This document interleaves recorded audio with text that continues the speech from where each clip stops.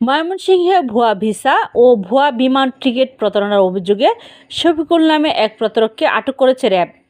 দুপুরে র্যাব ১৪ এর অধিনায়ক নয়মুল হাসান জানান, শফিকুল প্রায় ৩ বছর আগে ফুলবাড়িয়ার মোহাম্মদ আব্দুল গনি ও নাজমুল হককে সৌদি আরব পাঠানোর কথা বলে দুজনের কাছ থেকে ১২,১০,০০০ টাকা নেয়। এরপর কিছুদিন পূর্বে ভুয়া ভিসা ও ভুয়া বিমান টিকিট দিয়ে সৌদি পাঠাবে বলে আবারও প্রতারণা করে। পরে তারা অভিযুক্ত প্রতারক শফিকুলের সাথে যোগাযোগের চেষ্টা করলে শফিকুল গা ঢাকা দেয়। বিষয়টি নিয়ে ভুক্তভোগীরা অভিযোগ করলে তদন্তে নামে র্যাব।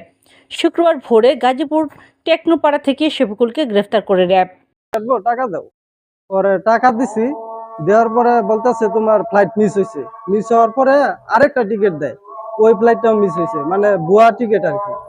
তৃতীয় মানে 3টা টিকিট দেওয়ার পরে পরে বলতেছে যে তোমার বিশাল ম্যাচ শেষ, এই তোমার আমি নিতে পারলাম না।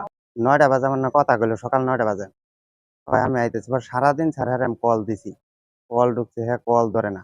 বিকাল 4টা পর্যন্ত স্যার আমি অফিসে বই রয়েছি, কোনো কল ধরে না। পরে মনে করেন 4টার পরে হ্যাঁ ফোন বন্ধ।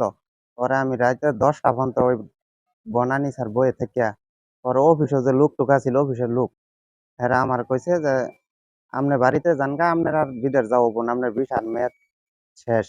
অন্য যাই হ্যাঁ যে দৈরে বান্ধা আপনার টেয়া যেটি দিচ্ছেন উদ্ধার করেন গা। তাদের কাছ থেকে প্রায় 12,00,000 টাকা, 12,10,000 টাকা নিয়ে সৌদি আরবে পাঠানোর জন্য তাদেরকে ভুয়া ভিসা এবং ভুয়া ওয়ার্ক পারমিট তৈরি করে গত 3 বছর যাবত তাদেরকে বিভিন্নভাবে এই ঘুরাচ্ছে এবং প্রতারণার আশ্রয় নিয়ে তাদের কাছে যে টাকাগুলো নিয়েছে এবং অন্যান্য অনেকের কাছে টাকা নিয়েছে। আমাদের কাছে এখন পর্যন্ত আনঅফিসিয়ালি 50,00,000 টাকার একটা এলিগেশন তার বিরুদ্ধে আছে এবং এই সৌদি আরবে নিয়ে যাওয়ার কথা বলে ২ বার তাদেরকে অ্যাটেম্প্ট নিয়েছে এবং একবারও তাদেরকে নিতে পারে নাই।